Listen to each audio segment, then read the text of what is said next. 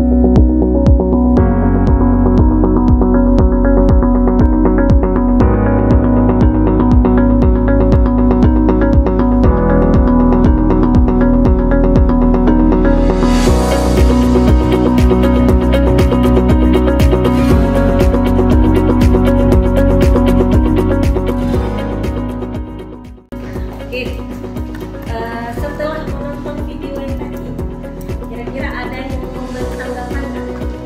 Tanggapan tentang video yang telah kami tonton? Ya.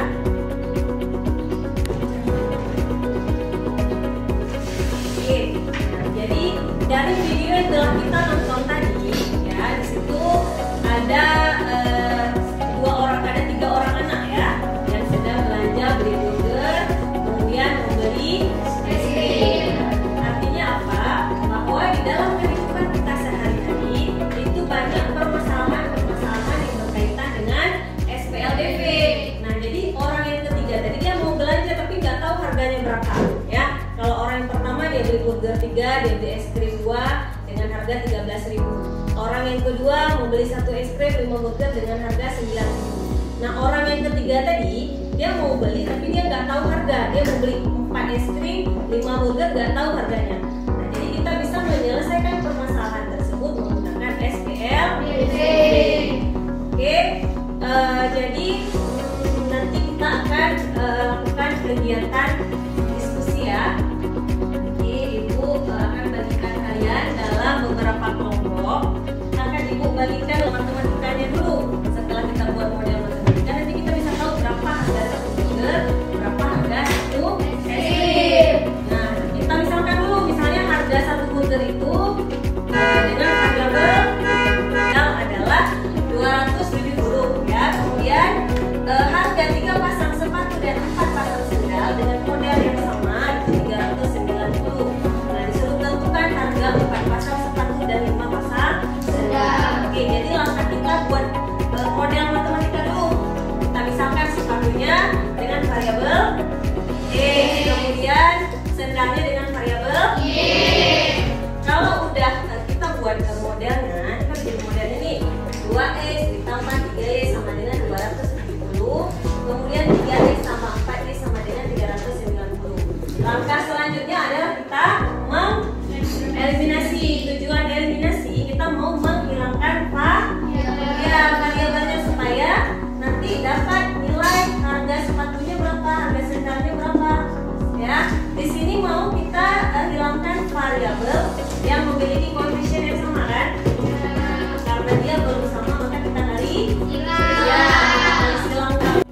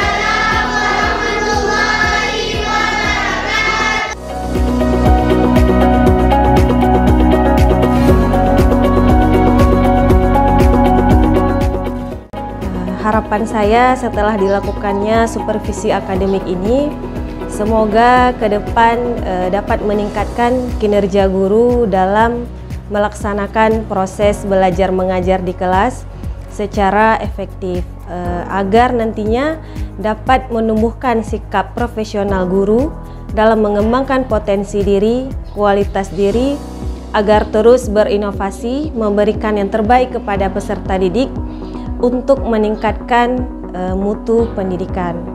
Kemudian untuk peserta didik, tetaplah semangat, giatlah terus dalam meraih prestasi, kemudian serta dapat menggunakan, mengaplikasikan matematikanya di dalam kehidupan sehari-hari.